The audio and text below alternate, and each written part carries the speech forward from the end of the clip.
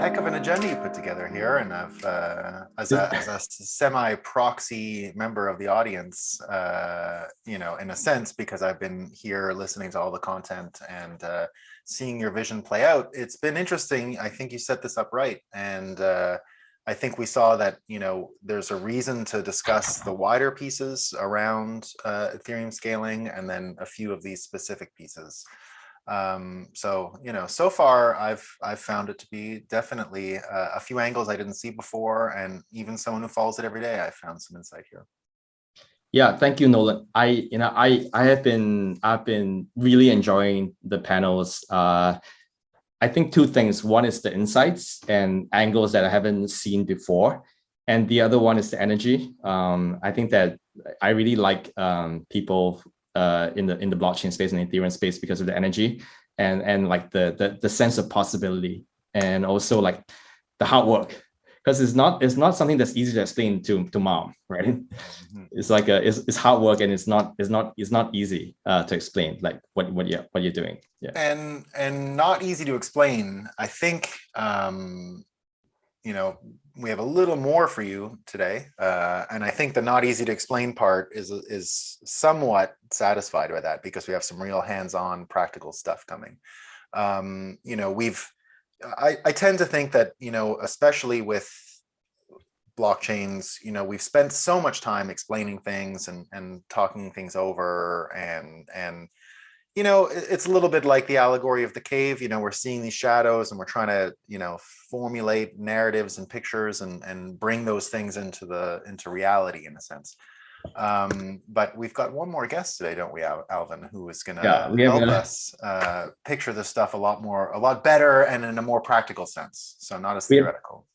Actually, we have a special session right now. We're super privileged to have Steven Goldfeder, the co-founder and CEO of Offchain Labs, and also like one of the creators of Arbitrum. So happy to see you. Thank you for taking the time. We know you're super busy, and it's been a great year for you. And we love to go dive deep into practical aspects of what's going on in Ethereum Layer 2. Thanks very much for having me. Yeah, excited to do that, and excited to be here.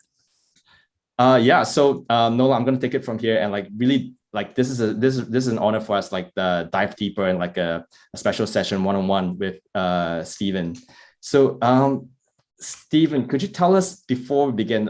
We have some more technical audience, also a very general audience.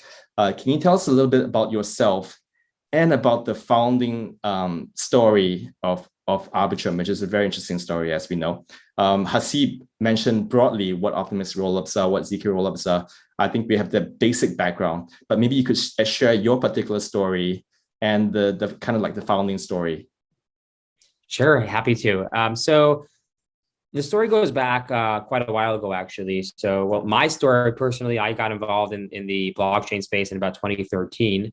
And that was initially in Bitcoin, and I was a PhD student at Princeton, and through the years got more involved in Ethereum and smart contracts, and particularly scaling smart contracts. When Arbitrum was first envisioned, though, that was by Ed Felton, my co-founder, who was a longtime professor at Princeton. And probably 2013 or 2014 was when Ed initially had the Arbitrum idea.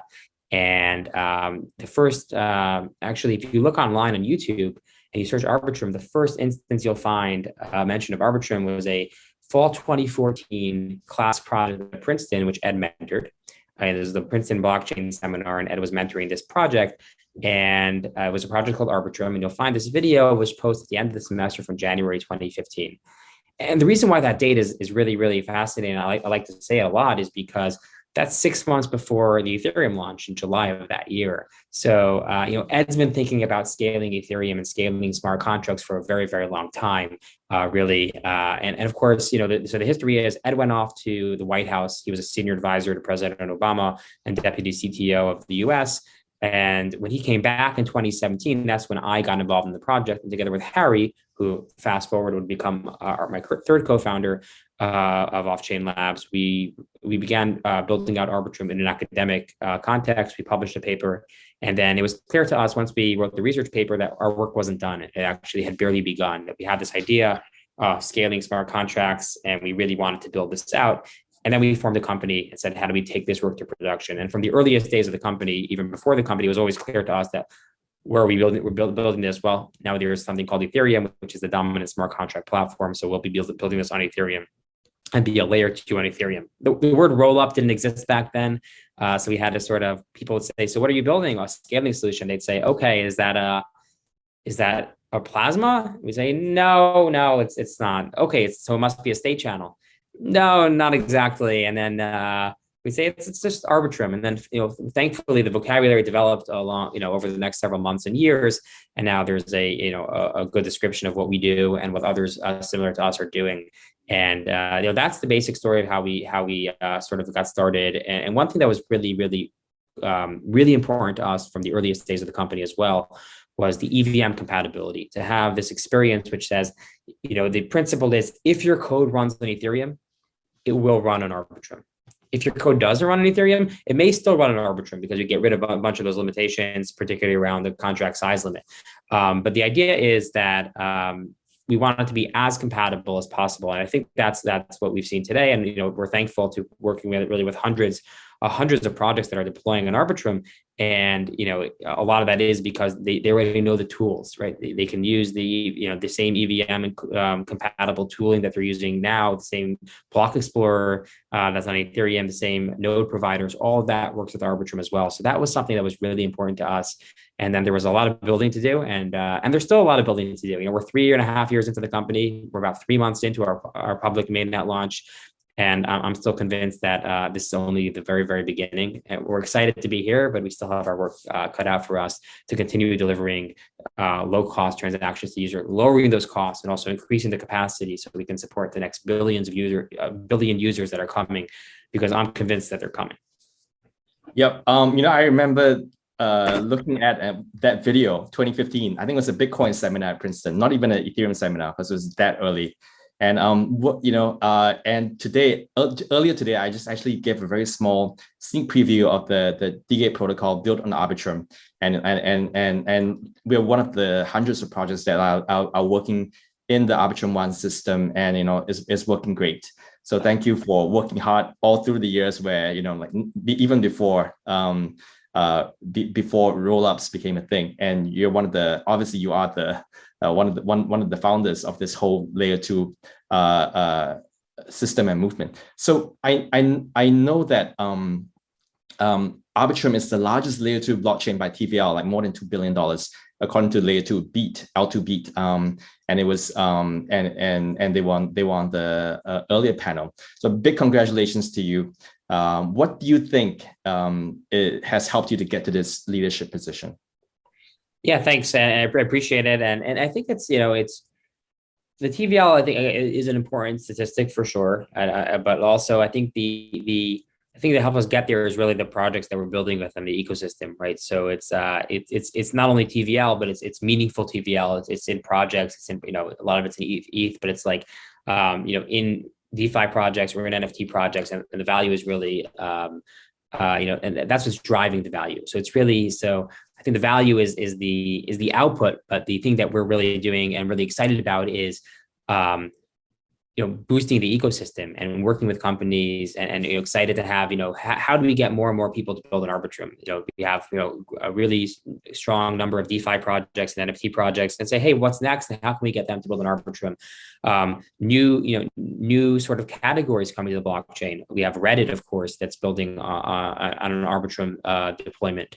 And we have, and then the question is the infrastructure, right? Because the dApps are super important, and that brings users, but users also want their infrastructure. So we have Etherscan, like I mentioned, you have Infura, you have Alchemy, and other node providers like Anchor as well, that I mentioned. And then you have, and then the question is, what else? And then it's like, well, we need centralized exchanges, on ramps and off ramps. And of course, really exciting for us is that Binance enabled deposits directly from Arbitrum.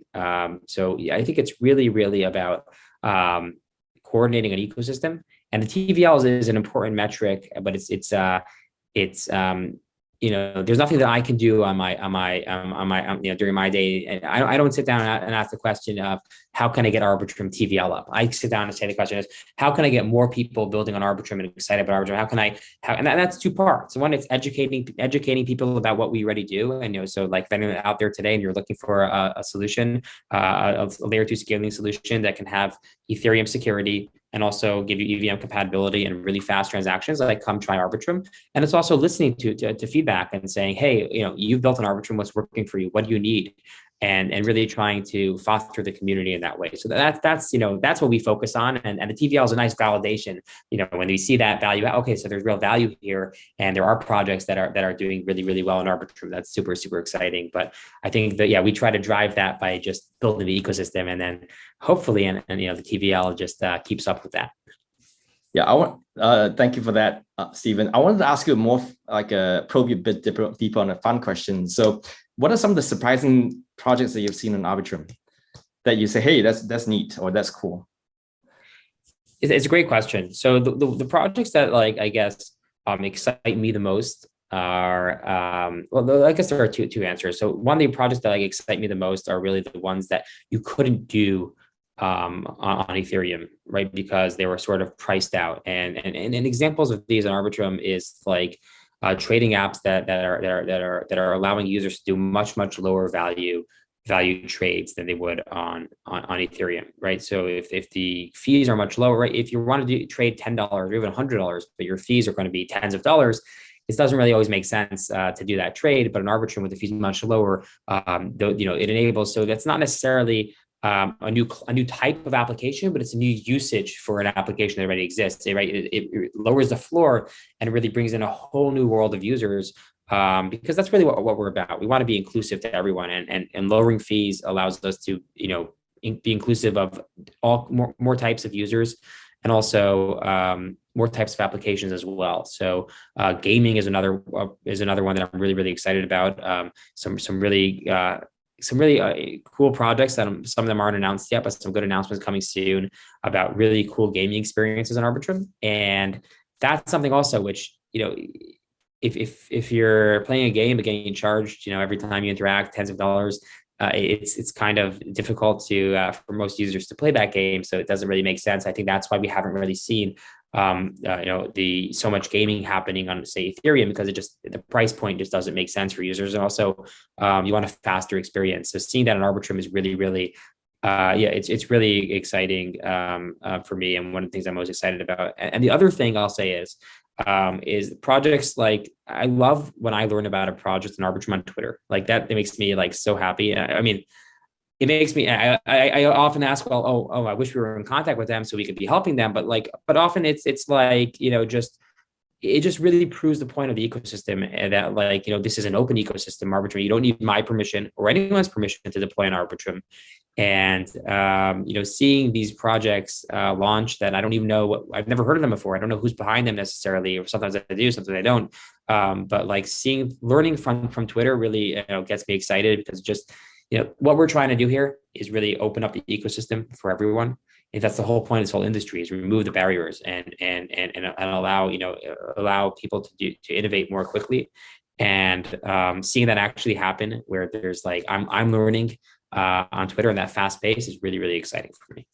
So the best surprising projects are the ones that you see on Twitter, and you're excited about gaming. I wanted to touch a bit about. Yeah, go ahead. I'm also excited about the projects we're in touch with. I just mean, so I shouldn't. Yeah, I don't mean that. Sorry, I don't mean that. The only ones. I mean, no, not you. I'm saying, in case I was unclear, I'm also absolutely excited there. But I just mean that it's exciting for the development of the ecosystem to we're at the point where I learned about things on Twitter. But obviously we're excited. Yeah, I get it. I totally get it. I'm happy that I see all the projects that are on Twitter that are on building on Arbitrum, and it's just amazing what happens.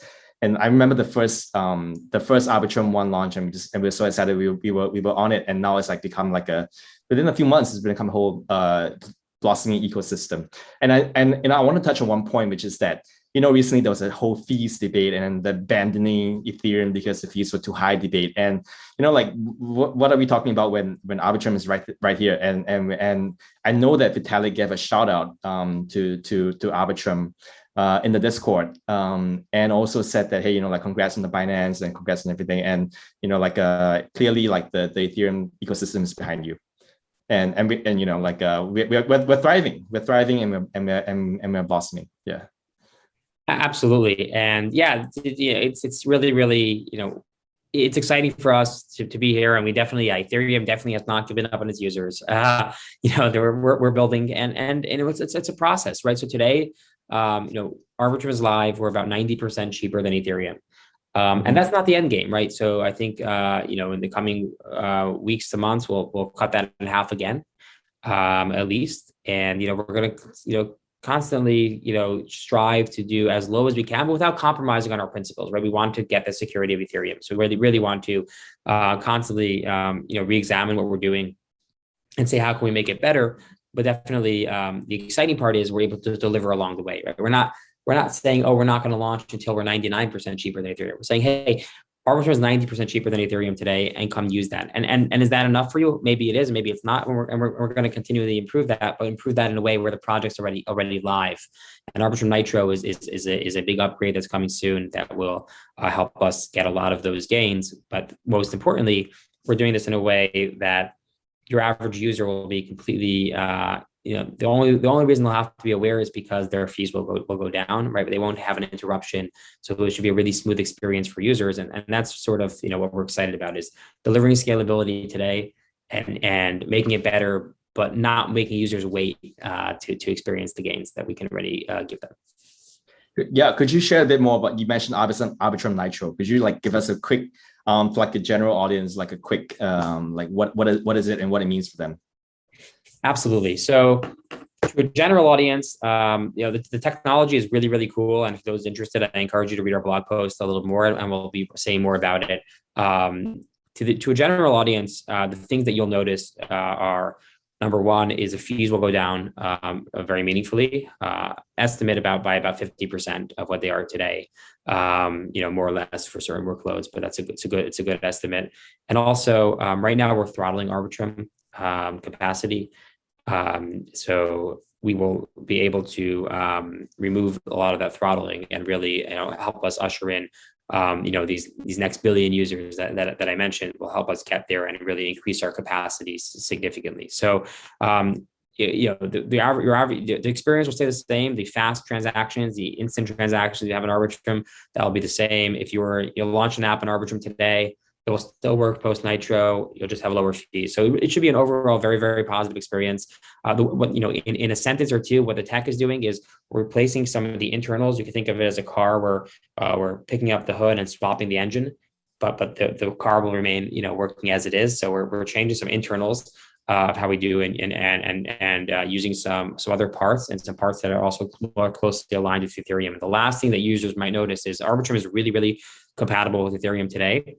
There are some like developer tools that rely on sort of the internals of Ethereum, like things that hook into under the hood that are not supported. But with Arbitrum Nitro, all of that will be supported as well. And the system will be fully functional and secure from day one. You know, we'll never launch a system without fraud proofs, for example. So our proofs will be live and from day one, and the user experience should be only get better, strictly better experience.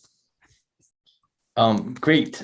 So I wanted to dive into like a couple of things that were mentioned earlier today. One is that L2Beat. I think there was a report that came up from L2Beat today about how Arbitrum has been very open and very transparent about decentralization and the path towards decentralization. And the other one is about like how we're early in towards the moving towards the end game. That's what Hasib said. We're just early. Optimistic rollups, CK rollups, like everyone's kind of like, you know, early in the game. So to the first question, what are your plans for decentralization? And we know that you've been super frank and straightforward about it, but like could you share with us like what's kind of like the plans towards increasing decentralization? And the other one is like, where do you see the end game? Yeah, both really great questions. To take the first one, what are our plans on decentralization?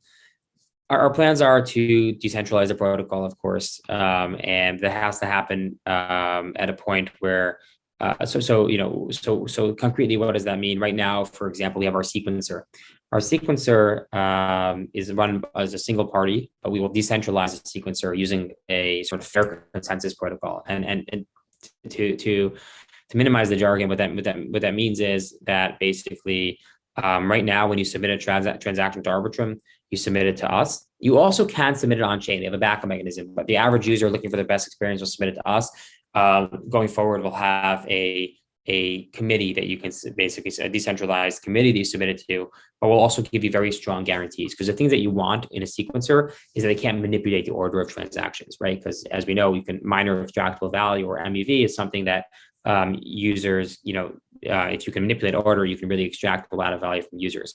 Today, we're not doing any of that. So you're submitting your transactions to us and you have our word that we're not reordering anything, and we're not. But we want to give users a decentralized, more, a better guarantee, not one that says, hey, trust me, but it's a guarantee that says, hey, and again, this is not for the security of the system. This is strictly for the ordering of transactions. We want to give users a better guarantee. So that's one strong point of decentralization that we'll be launching soon. And actually, there was an interesting blog post from Chainlink today. You can look at their blog where they posted about some of the work that we're doing together to get to this point of decentralize the sequencer. I encourage everyone to read that blog post. If you haven't, you can find it on Chainlink Medium, Chainlink blog. And to your second question, what is the end game? I think the end game, for, as I believe it is for Ethereum scaling, is optimistic rollups.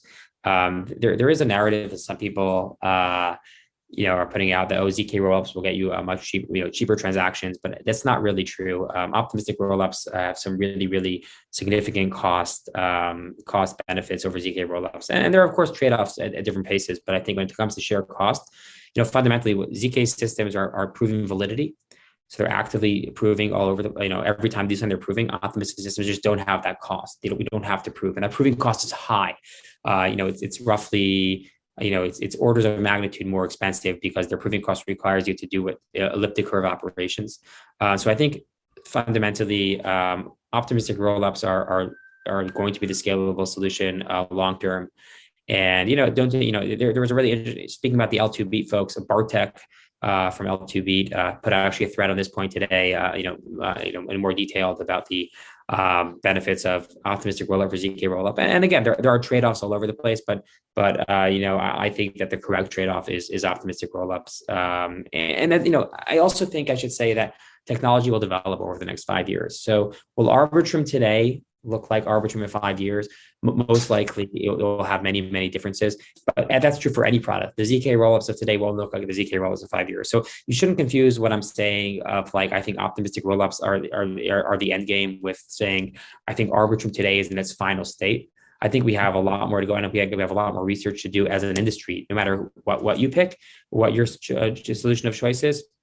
But I do think there are some fundamental benefits of optimistic systems. And optimistic systems have existed in the literature for decades. Nothing to do with rollups. And the idea is simple.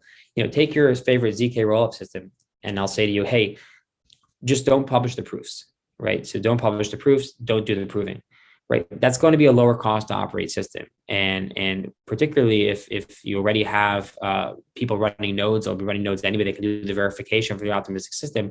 It will be a win. So that's where I believe will be sort of the end game of the scaling. But again, we all have a lot of work to do, because I don't think we're definitely not in our final state. I don't think we'll ever be in our final state, right?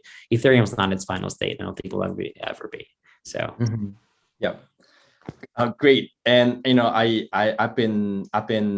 follow your Twitter, and I saw some of the threads about optimistic rollups and ZK rollups and the balance view that you have. I wanted to touch a bit more as we get into the end. One question is that you raised $120 million recently from Lightspeed and from many other people. That's great validation for you. You've been working in this space really hard for a long time. Two questions. At the beginning, when you were at Princeton, what was it that made you think, hey, this is it, and that you really want to work on it? And the second question is, what does this recent funding round mean for Offchain Labs, and what do you plan to do to expand and to go forward? Great questions. At Princeton, I was fortunate to work on a lot of really interesting projects, and actually some of my work has has made its way into other companies as well. For example, some of the there's a really great company called Fireblocks, and doing secure digital assets, and a lot of the early work on Threshold DCDSA that led to that was work that I had been involved with, but never in a commercial setting. And for Arbitrum, it was really it was something that was just very, very, very exciting. I had done a lot of work on sort of building primitives and or now analyzing systems, but really or building lower level primitives. But the idea of really building a product that we can deliver to users that's going to be so meaningful was very, very exciting. And it's something that's pervasive and used by many people. And also, frankly, we wanted to do it ourselves, right? To the point that I said a few minutes ago, which is the Arbitrum today will not look like the Arbitrum in 5 years from now. If we look back, the same thing holds, right? Arbitrum today looks very, very different from the Arbitrum that we have published at Princeton. And there are many similarities, but we have years more work behind us. So we just sort of didn't want to let go, right? We didn't want to say, okay, we did this, because that wasn't the final form to us. We wanted to continue along the research and continue along building and delivering that to users. So that's basically how it was just. And I never actually sat down one day and said, all right, this is it. But it sort of just happened. I got more and more. We all got more and more excited about it, and there was just such a rich problem space here to focus on. So it sort of just happened over time. I don't think Ed, my co-founder, looking back. Ed was a professor at Princeton for 28 years. I don't think, he didn't sit down one day and said, okay, I'm going to do this Arbitrum full time. And I think it just happened over time where it got more and more exciting and just, really drew us in. And obviously I'm super happy about that it did. And to your second question about the fundraising, fortunate to be backed by some really, really great funds and great people in the space. And, the most important thing that we need to do with that money is build the best team possible, because the bottleneck here for us delivering is not ideas. It's really excellent people to help us build out those ideas, and those are engineers, but it's also business folks and finance folks, and really folks all along. All along the largest number of openings we have is definitely engineering. We have openings everywhere, so. To anyone listening today, if that sounds interesting, definitely please feel free to apply to us. You can find your job applications at offchainlabs.com, and you can also just DM me on Twitter or something, and we'll take it from there. But we're definitely the largest expense that we have, and the largest expense that we hope to have is increasing payroll to really build the best team possible. Yeah, I think that's the best way to end it, right? Is on do you have anything else to add? I think that the adding on the point of asking for great talented people to join you, that's any last things you want to add to the audience?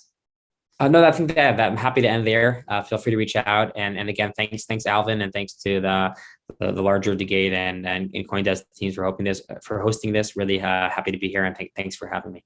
Yeah, I just wanted to thank Steven. You've been working on Ethereum and Arbitrum for a long time, and it wasn't and to this year's great news. It's just a combination of so many years of work and hard work that you've been putting in, and we have great respect for the Arbitrum team and the kind of pioneering things that you're doing. So really thank you for coming and taking the time. And definitely appreciate that, and thank you.